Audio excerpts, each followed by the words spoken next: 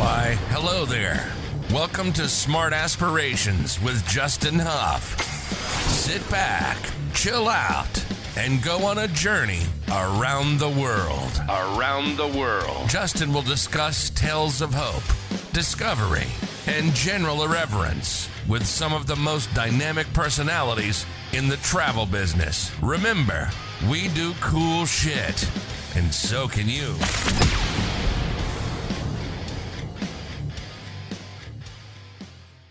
Hey, what's up, everybody? Welcome to another episode of Smart Aspirations with Justin Huff. Today, I'm really excited to welcome Zsuzsanna Sarmon from, is it Sarmon or Sarmon? Sarmon. Okay. My Hungarian pronunciation, it's been since 2006. So yeah, 14 years since I've really used it properly. So I wanted to thank you so much for coming on. Zsuzsanna is with the Hungarian Tourism Agency. And she's been nice enough to brave some new lockdown hours to come on and speak with us about her beautiful country. Yes, thank you very much. It's my pleasure as well to be here. Thank you so much for inviting me, Justin. Oh, thank you so much for coming on. And you were so kind to help, with some amazing footage and product, promoting Hungary as the amazing destination that it is. And could you tell us a little bit about your background and what got you into tourism to begin with and why you chose it as a career? Sure. Actually, it started already in high school. I always wanted to be a hotelier. Oh, cool. So actually, I went to tourism school and learned actually economics and tourism, and started already my internships in hotels all around Hungary, even at the countryside and Budapest as well. And then I started in a 4-star hotel, and then after a few years, I went to the Kempinski hotels. Oh, yeah. First in Budapest and then to Berlin, to the Hotel Adlon. I was working there. And after the Adlon, the Four Seasons offered me a job in the amazing Gresham Palace here in Budapest. So I came back to Hungary. So I was always in the hotel business as a salesperson. I was traveling throughout the whole American continent, actually. Even north and south as well. And then the Hungarian Tourism Board offered me a job because they have been reconstructed 3 years ago, all of their approach to tourism. And they wanted people who have been in the business already at the other side, maybe, or who has more like sales approach. And I've been in contact already with many American travel advisors. So actually it made sense to start with them. And we've been really restructuring the whole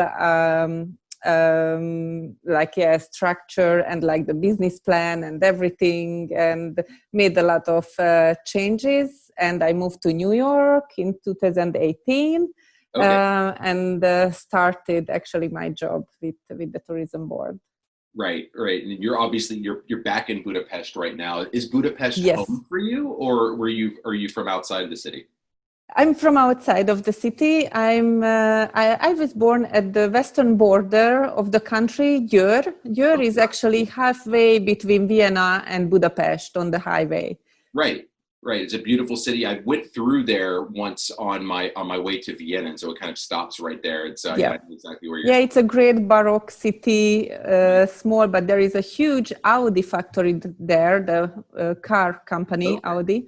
Right. So actually it's quite a developed area as well, and lots of possibilities as well, not only for work, but to eat out and to marvel the Baroque downtown. Right. So it's much calmer than Budapest, but it's a great place. You mentioned it's a Baroque city, and for anybody that hasn't been to Hungary yet, the architecture is such a superstar of your country, and there's so many different styles and influences, which I really think tell a story of the country's history. Could you briefly explain, the origin of the Magyars and how you're actually not a Slavic or Germanic people? You're actually from Eurasia, right? Yeah, you're very knowledgeable, Justin. Yes. You're more knowledgeable than me. Yes. So, but I would start as well with the territory of Hungary, because actually, this territory of the Danube, the western side of the Danube, was occupied first by the Roman Empire, 35 before Christ. Right. So actually, the first settlements was built in this territory that time, which was the Aquincum. And actually still, some ruins of the Aquincum can be still seen in the today's Budapest. Right. And then after that, the Huns conquered the area, and Hun, it's almost Hungarian, you know. And that's a fun fact that many people think that we are related to the Huns and Attila, the Hun, the leader, the king of the Huns. But actually we are not. We just got our names Hungarians and Hungary from the Huns. And as you told, before, we are Magyars originally. Magyar means not Hungarian. It's very confusing, totally but so the name Hungary is like this. It's a misleading name from where your origins truly are. Yes, absolutely. Because then, the Hungarian tribes actually came into the Carpathian Basin from the east, from the Ural Mountains. And they settled in this territory starting at 895 with the tribe leaders. There has been 7 tribes. Okay. And you can see their monuments at the Hero Square, the 7 tribe leaders on the horsebacks. Actually, the great grandson of one of the tribe leaders was Saint Stephen, our first king. Right. And he has been coronated in 1001, January 1st, actually. They say that it was happening on the ice of the Danube. And, the Danube is a river and never freezing.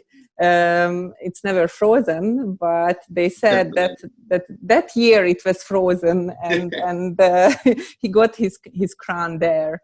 So that moment was actually what we consider the birth of the Hungarian state 1,020 years ago. But to go back as well, our origins, we are coming from the Ural Mountains, so area. But our language is as well very unique, Hungarian. It's not related to any Slavic language. Yes. Actually, it's the 13th most widely spoken language in Europe, and as well official language, obviously, for the European Union. It's distantly related to Finnish and Estonian. Actually, we don't understand anything, but that from Finnish or Estonian. We have some words which are similar, actually, but that's it. But that proves as well that so before we started to came to the south from the east, from the Ural Mountain, those tribes were mixing and going together, but then Finnish people went to the north and we came to the south. And you're historically you're a nomadic people, right? So on horseback, and you would... Horsebacks, yes. The Mongols of the Tatars. Yes, actually they say that the Hungarians have been great on fighting on horsebacks, and even could fight with, shoot arrows backwards from the horses. And we kept that tradition. So the horseback riding nation kind of feeling at our Great Hungarian Plain. You can still see a lot of horse riding shows, some of the Hungarian cowboys, so-called, can ride at the same time on the back of 5 horses and do amazing shows. And so, yeah. Yeah, we'll have to put up a picture, because I've shown like my web developer and some friends of mine those pictures, and then they see the cowboys like riding on top of like 4 horses and doing all this crazy stuff. I'm just like, oh my God. I mean, that's absolutely incredible to see. Yeah. But I mean, just you mentioned the Hungarian language being unique, and having lived in Budapest and traveled throughout Hungary, unique is putting it lightly. It's really, really, really difficult for a foreigner to learn. So I want to thank the Hungarian people for understanding that and being very, very helpful when I tried to actually like speak a little bit. It was actually they appreciated it and were very, very helpful, trying to kind of like point things out, and so that was really, really cool. Yes, we are a kind nation, actually. Yes, actually, like the Hungarian language is amongst the 10 most difficult languages in the world. And they say it's even harder to learn than the Mandarin.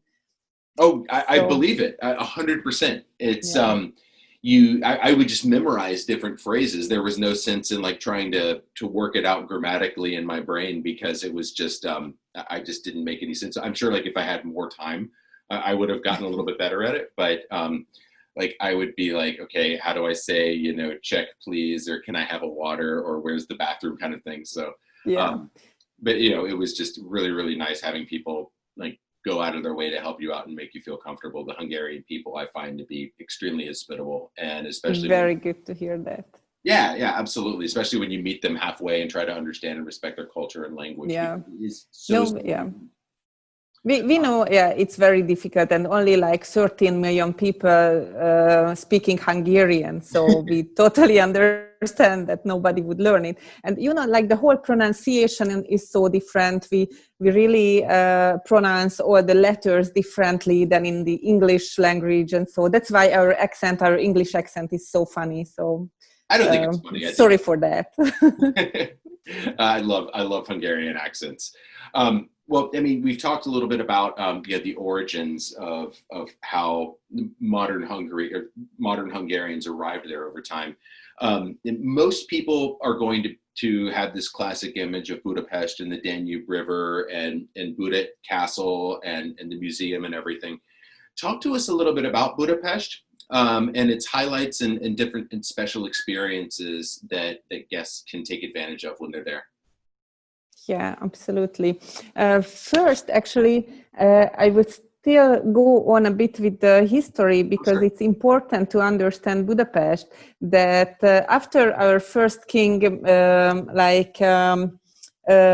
Saint Stephen was coronated, so Hungary went into a golden age, and then actually, the Mongol tribes arrived, invaded Hungary for 200 years. But after then, King Matthias was coronated in the 15th century, who was actually like the last strong king of the medieval Hungary. He was actually as well the first non-Italian monarch who promoted the spread of the Renaissance. And that means that he was building amazing palaces. Like he started actually to expand and the Buda Castle as well, and built it in a Renaissance form as well. And got the beautiful Matthias Cathedral there. As well, the Matthias Church is named after him, but as well, Saint Stephen, our first king, there is a basilica which is named after him as well. So we have actually a church for both of them. Cool. Both are very curious. For Hungarians, is Matthias considered greater than Stephen, or vice versa? No, actually both, because Saint Stephen is really like the first king. He was really like created our state. It's thanks to him that we are Hungarians are existing. Right. But then King Matthias, he is considered, actually, we have loads of fairy tales about King Matthias. He was like a great king who was going around the country a lot, hiding himself. Like he was, dressed as like a homeless or like a very poor person, and was asking accommodation from people. and there are lots of fairy tales about that, how people handled him, and then how he was very rightful. This is so Grateful. that That's the he right was. word. Yeah, and how he was actually teaching like the people, the wealthy people who didn't give him anything, when he was asking, and then he was taking away like their wealth from them and give it to the poor. So actually, he was really like a very a king. I think many Hungarians knows a lot about him, or the most about him, and appears in a lot of fairy tales. Well, it sounds almost like a Hungarian version of this American reality TV show called Undercover Boss, where the boss of the company like pretends to be an employee and just to see how it really is. That's really cool. I didn't know that. Yes, how is his country? Yeah, it's the medieval version of the Undercover Boss. Undercover Boss, yeah. That's cool. That's cool. I love that. But yeah, I mean, it's the founding. Yeah, so he was really building a lot of things and made like really, as I said, a golden age to Hungary. But then, when he died, the Ottoman Turks arrived and conquested Hungary for 145 years, actually. Yeah. And that was as well, for those years, Hungary was divided for 3 parts. So that was, yes, a very long time, and it was a very difficult era at that time. Actually, the Turkish-Hungarian relations were not good at all. But then, so nowadays we consider each other as sisters and brothers, and that anytime you go to Turkey as a Hungarian, they say, "Oh yes, we've been living together and we have so much history together." And so it was not considered as that in those times when they conquered Hungary. And you mentioned me that you've been to Eger as well. Yes. So maybe like the big story of the Eger Castle. Yes. That was actually the town, the city who stopped the Turks for a while because a huge Turk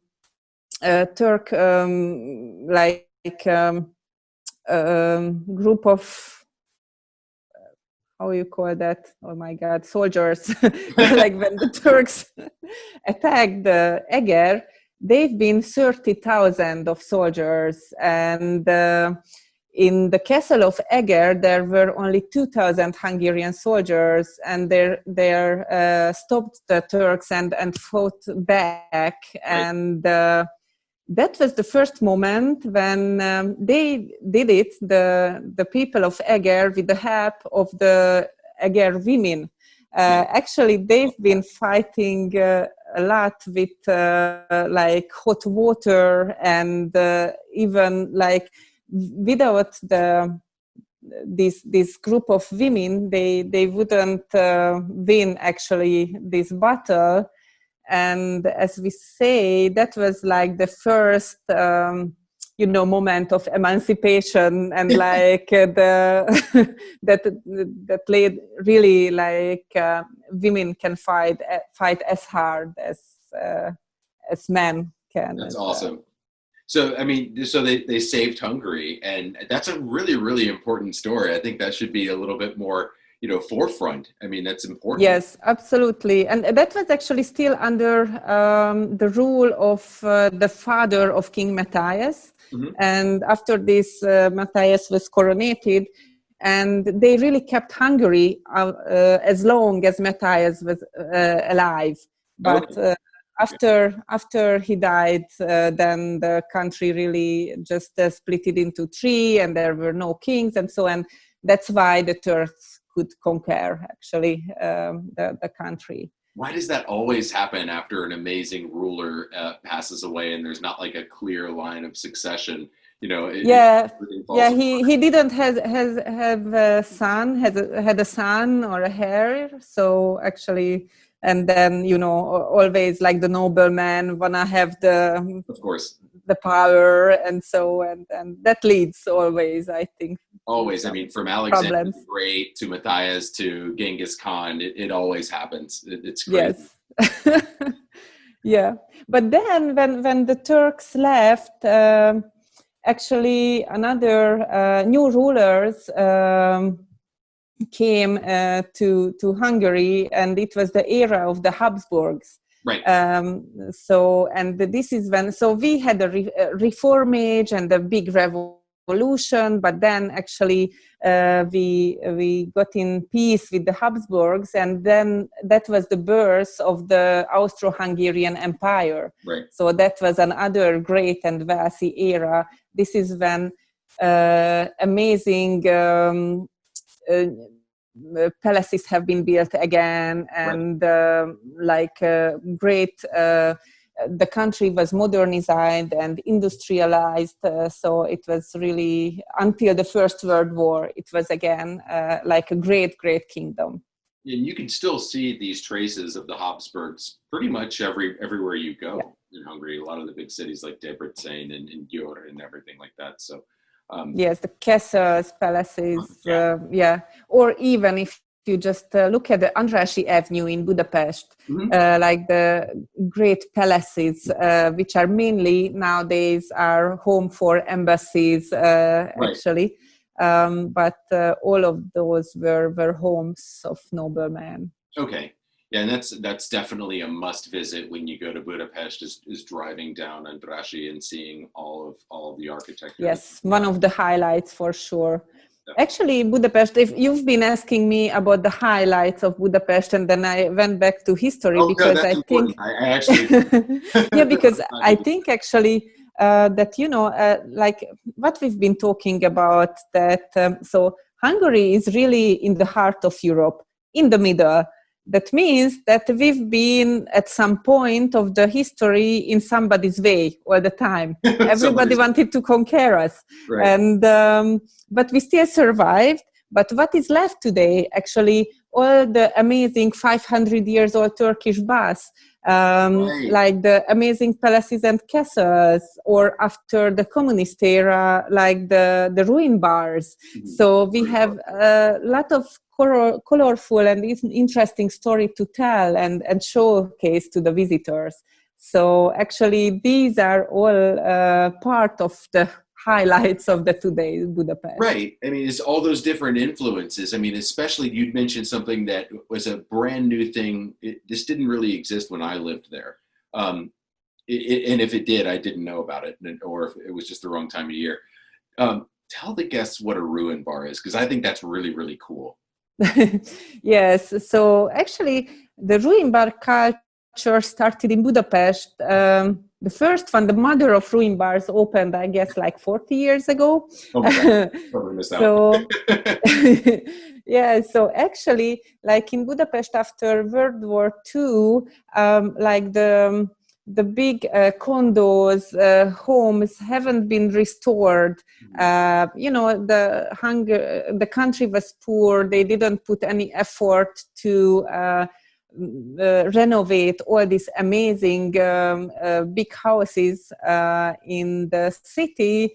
And then after the change of the regime, early 90s, some group of people find out that, okay, let's preserve actually this look of Budapest, and they put to this really, so the houses which haven't been restored, like colorful settings, great decorations, retro decorations actually from the communist era. You know, that time we could buy only furnitures, like the same kind of furnitures had everybody in the communist countries.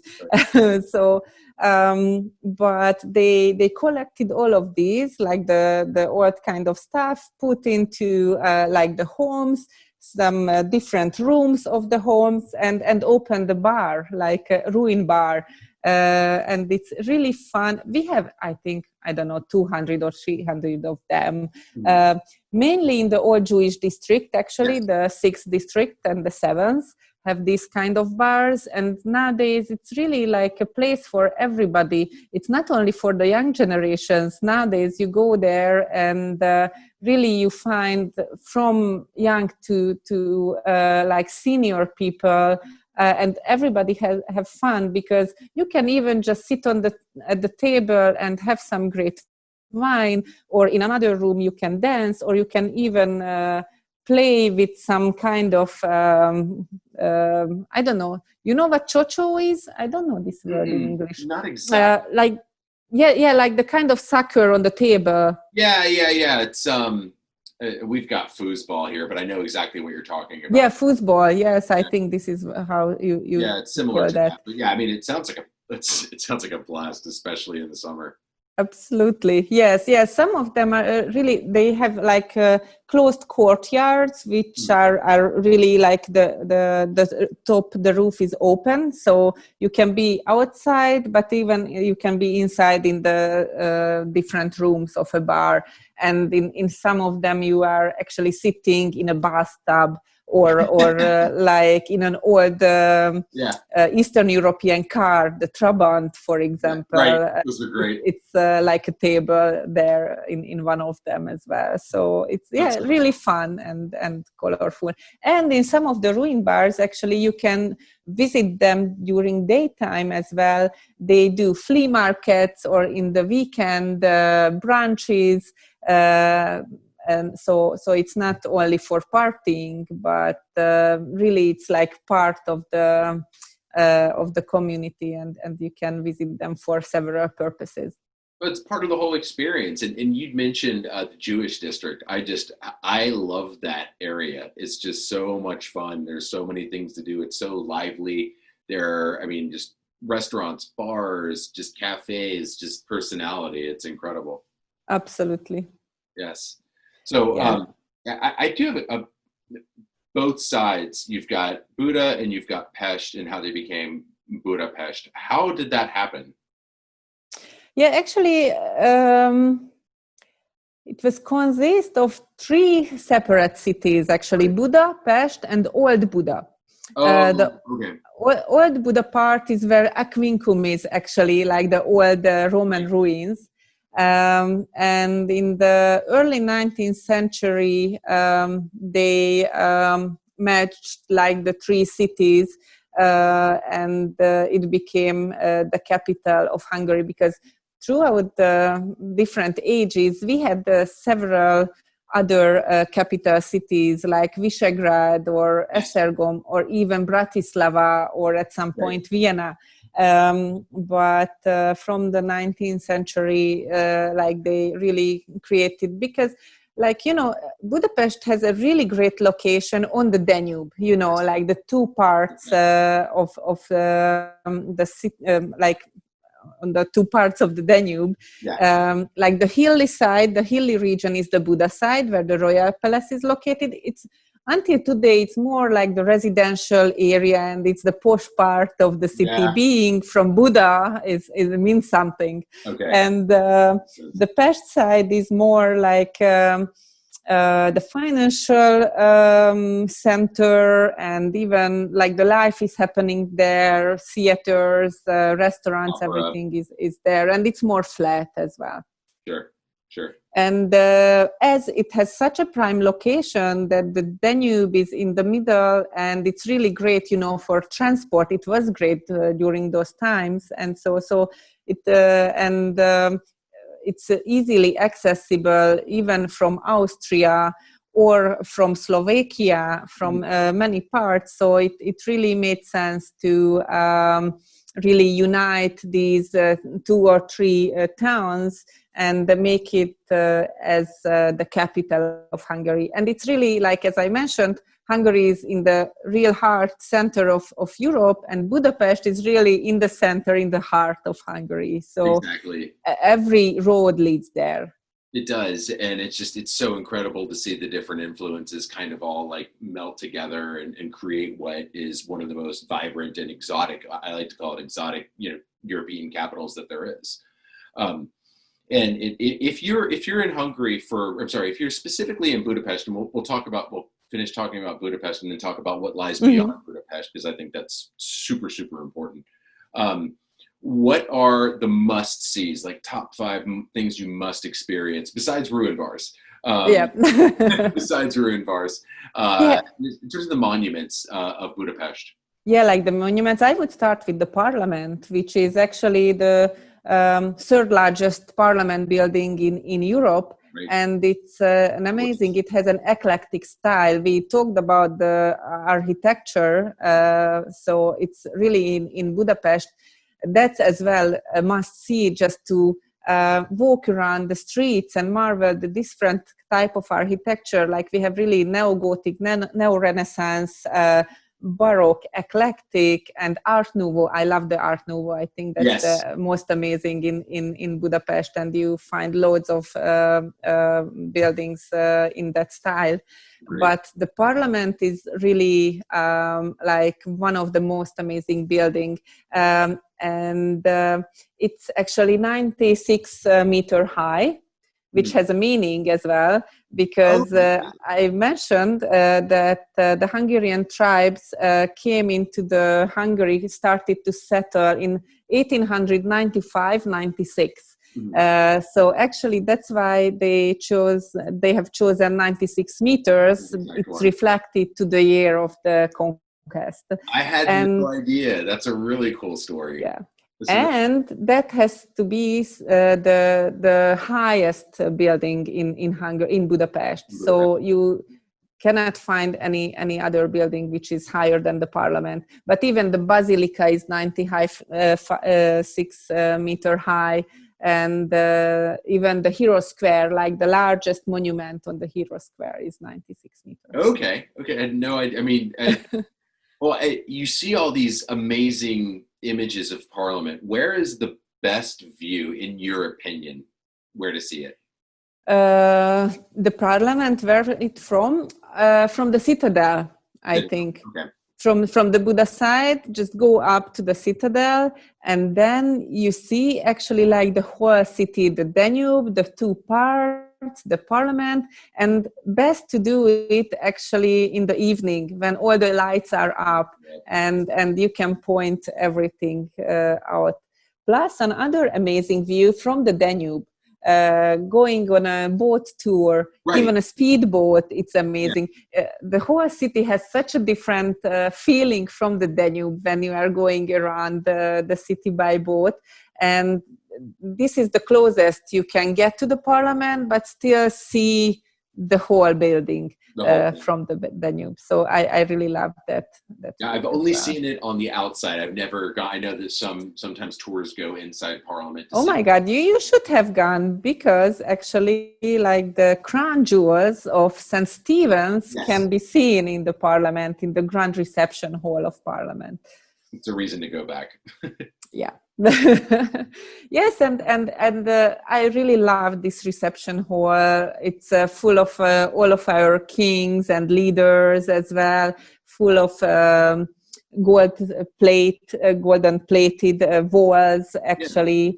And like even like the rooms, and there are so many stories what the guides can tell you there. You can even find like small little details which I love, like at the old times, like the oh my God, the government man, how you call that? The president, or all the people politicians who work there. Yeah. Okay. So actually all the politicians, went to the meetings and they've been allowed to smoke, and they've been smoking cigars. And actually you find like on the walls, like small places where they could put their cigars in. So actually all of them, these small details are still there, and the guides can tell you actually. I really missed out. That sounds really cool. I love that. I mean, I think the more you understand about the history of Hungary before you go, the more incredible it is once you get there, because it is that unique, and these little cool little tales like the cigars in the parliament by all the old congressmen. That's awesome. That's awesome. Absolutely. Yes, and the parliament, but next to the parliament, you find the Kossuth Square. That's my ever favorite square in Budapest, with amazing palaces, the National Bank, and all the building of the Hungarian TV, actually, as well. This is an amazing palace. So that's a very great square. Plus, you find the only and last piece of a communist monument with the red star on it. They left only that one. They didn't remove from there, because actually that was to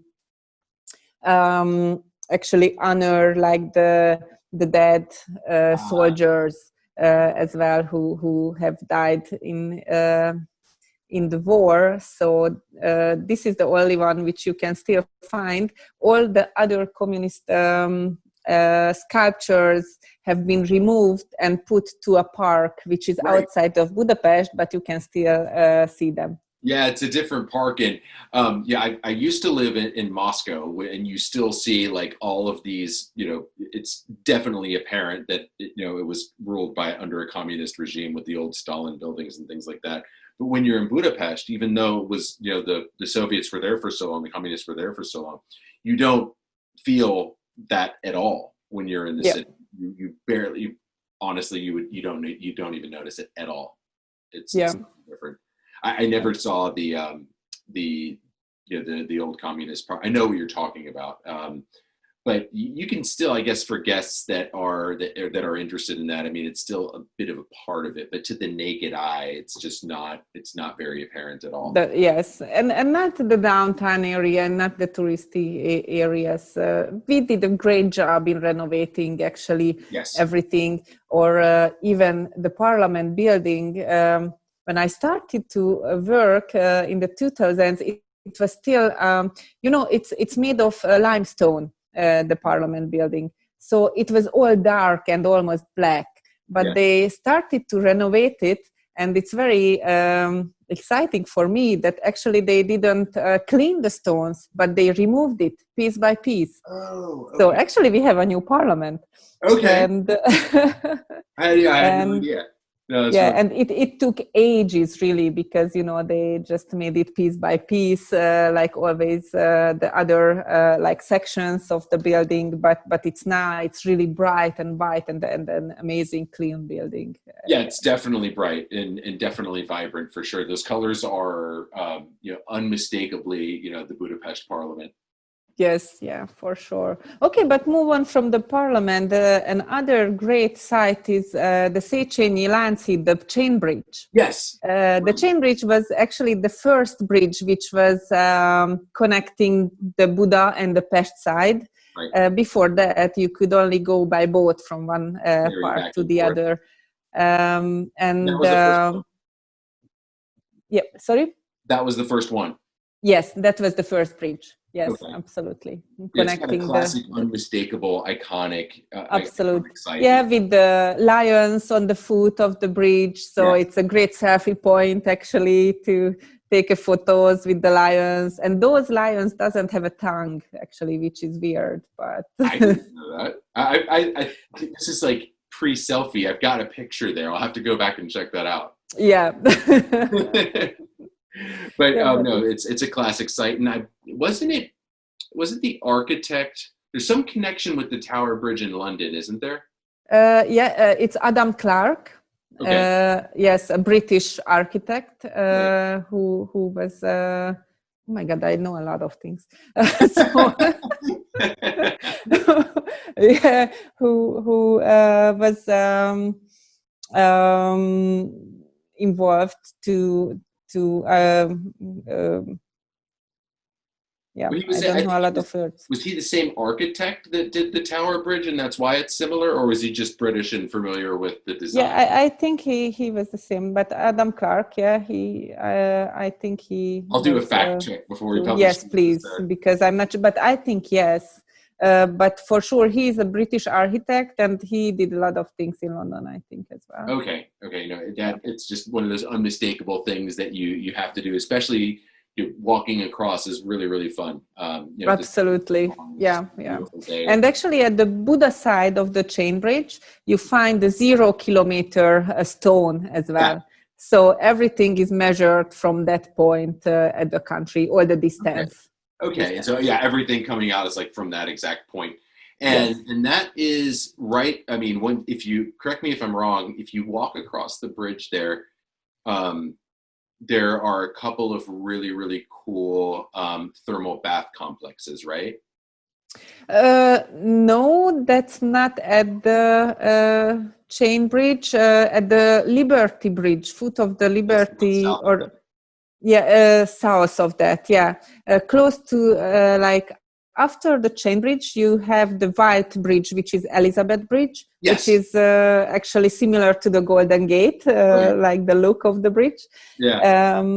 And after that, there is the Liberty Bridge, the green one. Yeah. And between those bridges, actually, there are like the Gellert Bath, which is an amazing Art Nouveau building, the most. They say that bath is actually like the most elegant one, and in the old times as well, more like the noble and like wealthy people visited that bath, so it still has that heritage. And the other one, which is close there, still at the same bank of the Danube, the Rudas. Rudas bath is one of the Turkish baths. So they have pools which are still 500 years old. So from the Turkish era. Wow. So yeah, in many cities you experience the history in the museums, but in Budapest, to see the history, you go to the baths. So sometimes we say that it's like bathing in a museum. Yeah. So actually, it's really really cool. Absolutely. You were talking about Gellert. I was actually watching a music video with my daughter from one of her favorite pop singers, and they were actually filming in that bath complex. Yeah. And I was Katy Perry was as well, or Ellie Goulding was filming as well. I think one of the video. Yeah. Yeah, this one was who was it? Melanie Martinez. She was there. Oh, as well. Okay. So, yes. Well, I was like, that looks really familiar. And before I said, I was like, I think that's it. So I looked it up online, and I was like, yep, that's it. And I was like, I used to live there. And she was really impressed. Or for the ladies, Ryan Gosling had a photo shoot in the Gellert Bath as well. Actually. There you go. So those are great pictures. No, that's perfect. But it's just one of those unmistakably cool places that when you see it, you're like, that's exactly where it is. Yes. But I mean, they're both public bath, thermal bathing complexes and wellness spas, but there's also some private ones available too for people that don't want to be. Absolutely. Yeah, because you have to understand like the difference, like the bath culture. It's really like our famous baths are all public baths, which are mainly like big complexes with many different pools, but the similar point is the thermal water. One of the highlights of Hungary, and which is very unique, that 85% of the country has some form of thermal water underneath. Right. And we have almost any type of thermal water in the territory of Hungary, which is existing in the world. So like the quality and quantity can be compared with like Iceland, Italy, or France. So actually we are the 5th largest thermal water reserve in the world. Right. And absolutely. And the thermal baths so you go there, you enjoy the different temperature of thermal waters, relax in the pools, go to the sauna, take some treatments as well. Like, actually, this is not only for relaxing, but it really has healing effects, the thermal water and all the therapeutic treatments, which is actually like a combination of the thermal water, the thermal mud, like the treatments with mud as well, and the different microclimates of the different regions of Hungary. So actually, these are all like parts of the healing process. And in Hungary, everybody has like the doctors can prescribe like a thermal water treatment for you in a thermal bath, like I guess 3 weeks in every year, and that's really used as like a healing process. Right, wellness tourism is massive in Hungary. If I'm not correct, Absolutely.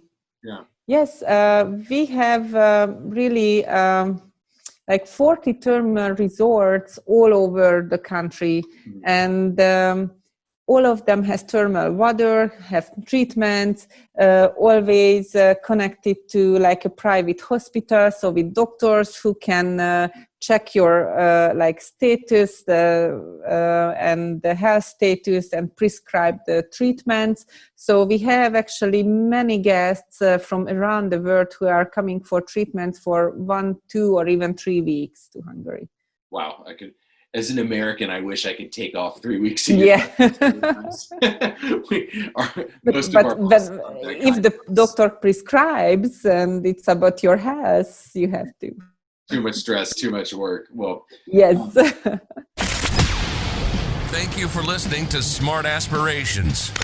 Justin Huff is the manager of Swaggy Swan Travel. For all travel-related inquiries, please visit www.swaggyswan.com. That's www.swaggyswan.com. And click inquiries. Have a stupendous day, and we'll see you next week.